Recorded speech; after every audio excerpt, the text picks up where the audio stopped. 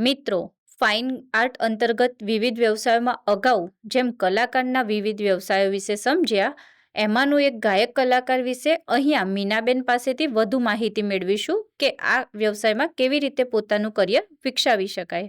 ગાયન કલા એ માનવ હૃદયની ભાવનાઓને સ્વર અને સંગીત દ્વારા વ્યક્ત કરવાનું એક શક્તિશાળી માધ્યમ છે. ગાયક પોતાની કલાત્મક અભિવ્યક્તિ દ્વારા શ્રોતાઓના હૃદયને સ્પર્શે છે. ફાઇન આર્ટ ક્ષેત્રમાં ગાયન કલા એક મહત્વપૂર્ણ અને લોકપ્રિય ક્ષેત્ર છે. ગાયક એ એવી વ્યક્તિ છે જે સ્વર, તાલ અને લયના જ્ઞાન સાથે સંગીત પ્રસ્તુત કરે છે. તે શાસ્ત્રીય, સુગમ, લોકસંગીત, ભજન અથવા ફિલ્મી ગીતો ગાઈ શકે તેને ગાયક કલાકાર કહે છે. મિત્રો, જો તમારા અવાજમાં પણ તમને લય, સૂર, તાલ જોવા મળે તો તમે પણ આ ક્ષેત્રમાં પૈસાની સાથે ખૂબ જ નામ કમાઈ શકો છો અને તમે તમારી પોતાની એક આગવી ઓળખ ઊભી કરી શકો છો. તો મીનાબેન, તમે ગાયક એટલે શું તેના વિશે ખૂબ સરસ રીતે માહિતગાર કર્યા. તો હવે એ જણાવશો કે જે ગાયક કલાકાર હોય છે તેમની કામગીરી શું હોય છે ને તેઓ ક્યાં કામ કરે છે? હા દીપિકાબેન, તેમની કામગીરીની વાત કરું તો ગાયક કલાકારે નિયમિત અભ્યાસ કરવો જોઈએ. મંચ પર અથવા રેકોર્ડિંગ સ્ટુડિયોમાં ગાયન કરવું, સંગીત કાર્યક્રમોમાં ભાગ લેવો, નવા ગીતો શીખવા અને તૈયાર કરવા, શ્રોતાઓ સાથે સંવાદ સ્થાપિત કરવો.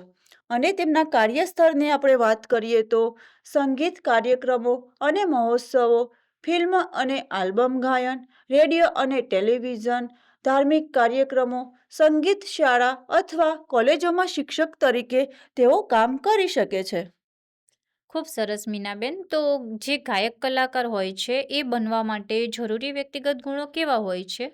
ગાયક બનવા માટેના ગુણોની વાત કરીએ તો મધુર અને તાલબદ્ધ અવાજ, સંગીત પ્રત્યે લગન અને પ્રેમ, નિયમિત અભ્યાસ કરવાની તૈયારી, આત્મવિશ્વાસ અને મંચ પ્રસ્તુતિ કૌશલ્ય, ધીરજ અને મહેનત હોવા જોઈએ. જી. તો જે ગાયક કલાકાર હોય છે તે બનવા માટે શૈક્ષણિક લાયકાત અને ભરતી પ્રક્રિયા શું હોય છે? શૈક્ષણિક લાયકાતની વાત કરીએ તો ધોરણ 10 અથવા 12 પછી સંગીતમાં નિયમિત તાલીમ, સંગીત વિષય સાથે સ્નાતક અથવા અનુસ્નાતક પદવી, સંગીત વિષયાદર, પ્રભાકર જેવી પરીક્ષાઓ, ગુરુ પાસેથી પ્રાયોગિક તાલીમ અને નિયમિત અભ્યાસ. અને તેમની ભરતી પ્રક્રિયા જોઈએ તો ઓડિશન દ્વારા પસંદગી, સંગીત નિર્માતા અથવા સંસ્થા સાથે કરાર, શૈક્ષણિક સંસ્થાઓમાં મેરિટ અને ઇન્ટરવ્યૂ દ્વારા નિમણૂક કરવામાં આવતી હોય છે. જી. તો જે ગાયક કલાકાર હોય છે તેમનું માસિક વેતન જે હોય છે તે કેટલું હોય છે? હા, સંગીત શિક્ષક તરીકે સરકારી ક્ષેત્રે સરકારશ્રીના પગાર ધોરણ મુજબ માસિક વેતન મળે છે. ગાયકનું વેતન તેના પ્રતિભા, લોકપ્રિયતા અને કાર્યક્રમોની સંખ્યા પર આધારિત હોય છે. ફિલ્મ અને મંચ ગાયનમાં પ્રતિ પ્રસ્તુતિ મુજબ આવક મળે છે. જી. તો શું ગાયકમાંથી આગળ જતા પ્રગતિના અવસર મળી રહે છે? હા બેન, ગાયકમાંથી પ્રગતિની અસીમ તકો મળતી હોય છે, જેવી કે મંચ ગાયક, રેકોર્ડિંગ ગાયક, સંગીત શિક્ષક, પ્રોફેસર, રાષ્ટ્રીય અને આંતરરાષ્ટ્રીય સ્તરે કાર્યક્રમો, સ્વતંત્ર આલ્બમ અને ડિજિટલ મંચ પર પ્રસિદ્ધિ મેળવી શકાતી હોય છે. જી. તો મીનાબેન, એક પ્રશ્ન થાય છે કે ગાયક બનવા માટે શું કોઈ યોજના કે શિષ્યવૃત્તિનો લાભ મળી શકે છે ખરા?